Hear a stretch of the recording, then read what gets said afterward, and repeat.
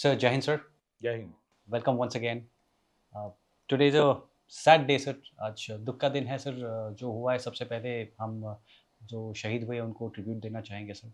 And जो injured हैं उनको like to wish them all the best. We are going to talk about the Delhi blast जो अभी recently हुआ है। पूरे न्यूज़ से लेकर के हर जगह it's completely full of information. तो हम वहाँ कम जाएंगे, sir, because we have an expert जो नेशनल सिक्योरिटी गार्ड्स के फोर्स कमांडर रह चुके हैं, सर। मतलब जो खुद बॉम्ब डिस्पोजल से लेकर के सारे स्पेशल एक्शन ग्रुप से लेकर के स्पेशल कंपोजिट ग्रुप्स के द बॉस रह चुके हैं, sir. I mean for the viewers they have to understand, इसलिए मैं वो यूज कर रहा हूँ वर्ड। सेकेंड, जो खुद व्हीकल बेस्ड आईडीज में ट्रेन होकर के FBI से somebody we have, that's you, sir.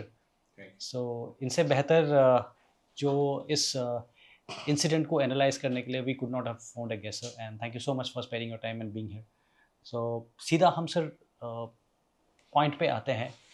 आपका असेसमेंट क्या है, सर, ये सिचुएशन का, जो ये इंसिडेंट हो गया है, इसका what do you see? Is it just one off incident, या this is part of a बहुत कुछ बड़ा कॉन्स्पिरेसी चल रहा है? There is a shifting trend, there lot of things that is happening. So आपके नज़रिए से हम इसको देखना चाहेंगे, सर। थैंक यू विशाल। शुरू करने से पहले मैं ये कहना चाहता हूँ कि जो भी आज हम डिस्कशन करेंगे वो हम किसी भी फोर्स का समीक्षा नहीं करेंगे। सभी बहुत अच्छा काम कर रहे हैं। आज जो भी हम बातचीत करेंगे वो हमारी पर्सनल एनालिसिस कैपेसिटी में होगी। तो हम शायद इसमें गलत हो सकते हैं। तो व्यूअर्स की ये एक अपनी डिस्क्रिप्शन रहेगी इसको सुनने की। तो दिल्ली ब्लास्ट जो है, इसका मैं एक छोटा सा इसका एक मैं रनडाउन दूंगा, उसके बाद हम इसको एनालिसिस करेंगे। ये जो ब्लास्ट हुआ है एयर रेड फोर्ट के पास, एक बड़ी दुखद घटना है। ऐसा नहीं होना चाहिए था। लेकिन मैं आपको इतना बता दूं कि ये पूरा श्रेय हमारे सिक्योरिटी फोर्सेस को जाता है। अगर मैं नाम लूं, Jammu Kashmir police, Haryana police, Delhi police, IB और सारे intelligence agencies, NIA etcetera etcetera, इनको श्रेय जाता है कि इन्होंने एक बहुत बड़ा इंसिडेंट को अवॉइड किया है। ये बॉम्बे ब्लास्ट के तरफ हमारी अगर हम अपने ध्यान को ले जाएं, ये उस तरीके का एक ब्लास्ट करना चाहते थे दिल्ली में कई जगह इकट्ठे, ताकि बहुत ज़्यादा कैजुअलिटी हो। या और भी जगह हो सकती थी सर, बाकी शहर और भी जगह दूसरे सिटीज़ में हो सकती थी, हमने देखा है। तो लेकिन ये इनिशियली अभी इनकी जो ये चेष्टा थी उसको रोक दिया गया है। लेकिन मैं ये कहना चाहता हूँ कि अंग्रेजी में कहते हैं ना, this is the tip of the iceberg, कि जो बर्फ़ का जो टुकड़ा है वो 80% पानी के नीचे है। शायद हमें सिर्फ 20% दिख रहा है। और अभी आई एम श्योर वो जो 80% है उसको हमारी जो intelligence agencies and security agencies उसको जल्द से जल्द सफाया करेगी। तो अभी ये क्या था? अल फलाह यूनिवर्सिटी के बारे में हमने सबने सुना है कि वहाँ पे जम्मू कश्मीर पुलिस और हरियाणा पुलिस का रेड हुआ, और रेड में क्या क्या पकड़ा गया हम लोग सब कंसंट्रेट कर रहे हैं बारूद की तरफ, एमोनियम नाइट्रेट 350 या 365 kg। लेकिन उसके साथ क्या पकड़ा गया वो आपको एनालिसिस करेगा, इसका प्लान क्या हो सकता था। उसके साथ सूटकेसेस पकड़े गए, 15 से ज़्यादा सूटकेसेस पकड़े गए। उसके साथ टाइमर्स पकड़े गए। तो ये एक दिशा देती है कि ये सारे सूटकेस बॉम्ब्स के तरफ ये हमारा ध्यान ले जाता है। छुट्टी जाने के लिए तो है नहीं, सर। ये नेचुरली ये छुट्टी जाने के लिए तो है नहीं, कि ये सूटकेस बॉम्ब्स तैयार होने थे, और ये बॉम्ब्स दिल्ली या हरियाणा के जगह जगह इसको रखा जाता, और इसको टाइमर्स के साथ, इसको जिस तरीके से बॉम्बे में ब्लास्ट हुआ था उस तरीके से टाइमर्स के साथ इसको ब्लास्ट किया जाता। और ये एक बहुत बड़ा इंसिडेंट हो सकता था। तो ये तैयारी चल रही थी सर, ये तैयारी चल और रही थी, सामान था, मैनुअल्स थी आईडी बनाने की, हथियार थे, एम्यूनिशन था, सब कुछ था। सब कुछ था। और ये जो हम VBIED बोल रहे हैं, vehicle based improvised explosive device, जो कि लाल किले में ब्लास्ट किया गया, वो एक्चुअली एक VBIED नहीं था। वो सिर्फ एक, जिस ब्लास्ट के उससे अगर देखा जाए, कोई 20 से लेके 30 kg के बीच में एक आईडी को सीट के पीछे रखा गया था और उसको एक चार्ज किया गया, व्हीकल बेस्ड आईडी ना होके वो शायद उस समय कैरी किया जा रहा था, कैरी vehicle किया से। जा नहीं आपका अंडरस्टैंडिंग क्या है otherwise vehicle based ID vehicle based क्या क्वालिफाई आईडी करता है? एक बहुत साइंटिफिक चीज है। व्हीकल बेस्ड आईडी के अंदर एक्सप्लोसिव को ऐसी जगह छुपाया जाता है, नीचे या दरवाजों के बीच में या सीट के नीचे, और उसका जो इग्निशन है, प्राइमरी इग्निशन होता है, सेकेंडरी इग्निशन 1 2 3।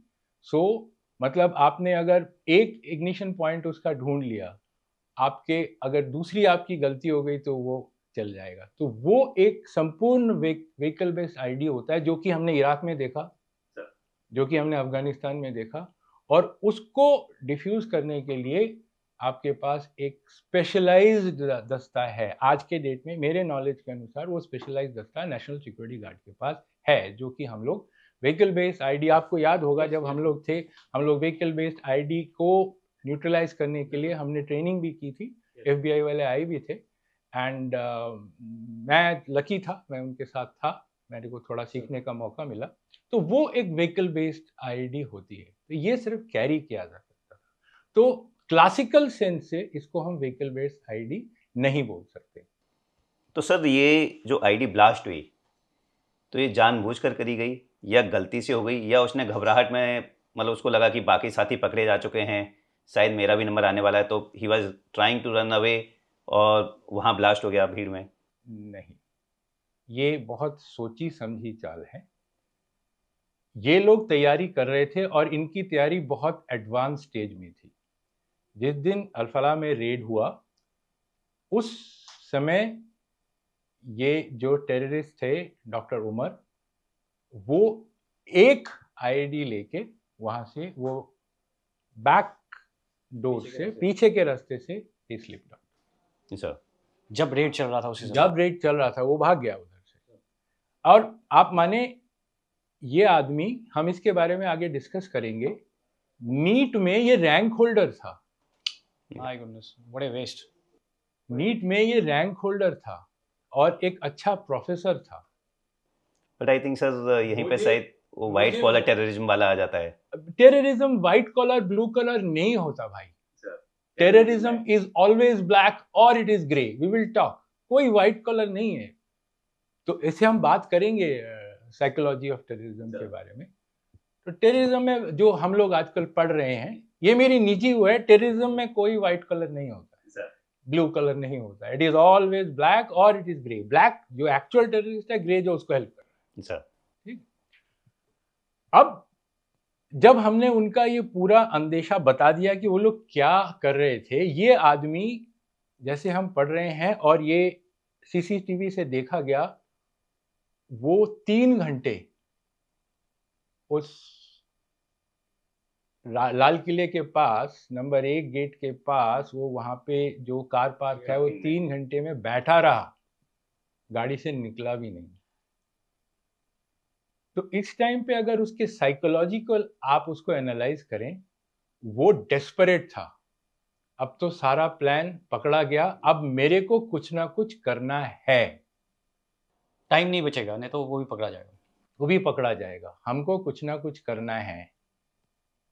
ये टेररिस्ट कम से कम 15 दिन से अपने टेलीफोन को इसने त्याग दिया था, वो टेलीफोन से बात कर ही नहीं रहा था। ये सब चीजें हैंडलर्स की सिखाई हुई होती हैं। ठीक है, हम लोग बात करेंगे, इनको जो सिखाया गया वो भी हैंडलर्स ने सिखाया। ठीक है, किसी दूसरे देश में बैठ के, उसके बारे में मैं इसके बारे में बात करूंगा। रेकी उन्होंने हर जगह की थी, शायद इस स्पॉट के भी, हम लोग सब दिल्ली के रहने वाले हैं और उस स्पॉट को शाम को 6:30-7 बजे अगर आप देखें वो बिल्कुल जैम पैक्ड होता है। सुना है ये सुनहरी मस्जिद के पास भी गया था, वापस आया, वापस आके उसने उस पे वहाँ पे गाड़ी खड़ी की और फिर उसमें ये आत्मघाती हमला किया। तो ये आपका कहना कि हड़बड़ाहट में किया या गलती से हो गया, नहीं, इसको प्रॉपर टाइप इग्निशन दिया गया। और इग्निशन इसके बारे में भी हम बात करेंगे कि ये पदार्थ ऐसा है कि प्रॉपर इग्नाइट, इसको जब तक आप इस पे प्रॉपर इग्निशन नहीं दोगे ये नहीं चलेगा। बहुत स्टेबल चीज है, ये फर्टिलाइजर है भाई, ये बहुत फर्टिलाइजर है। तो ये एक इसके साथ मैं ऐड करना चाहूंगा कि इनके पास 2 गाड़ियां और थी, तो वो इन दोनों गाड़ी का भी इस्तेमाल करते। अगर पकड़े नहीं गए होते तो दोनों गाड़ी का इस्तेमाल करते। आत्मघाती हमला ये हुआ क्यों? क्योंकि उसके पास और कोई चारा नहीं था, इसीलिए उसने आत्मघाती, तो वो उस स्टेटस पे रेडिकलाइज था कि उसने आत्मघाती हमला करने में वो पीछे नहीं गया। तो ये एक बहुत सोची समझी चाल है जो कि हमारे कंट्री के राजधानी में ये एक बहुत बड़ा करना चाहते थे। फिर भी अगर आप देखें उन्होंने इतना नुकसान कर दिया। सभी मृतकों को हमारी तरफ से बहुत बहुत हम लोग जैसे ट्रिब्यूट देते हैं, जैसे कंस साहब ने बताया। तो ये एक एब्सोल्युटली प्लान्ड ऑपरेशन था। और वो जो 3 घंटा वो बैठा था ना, अगर आप उसके दिमाग को अगर आप एनालाइज करने की कोशिश करें तो उस टाइम पे उसने ये तय किया कि अब मैं जा करके, वो समय का इंतजार कर रहा था कि शाम के 6:30 बजे ट्रैफिक बढ़ेगा, दोपहर को उतना ट्रैफिक नहीं होता है, जैसे ही ट्रैफिक बढ़ेगा मैं जाके इसको, हड़बड़ाहट होने से क्या होता, गाड़ी की स्पीड ज्यादा होती, किसी को काटो, बड़े आराम से आया, रुका और उसने ब्लास्ट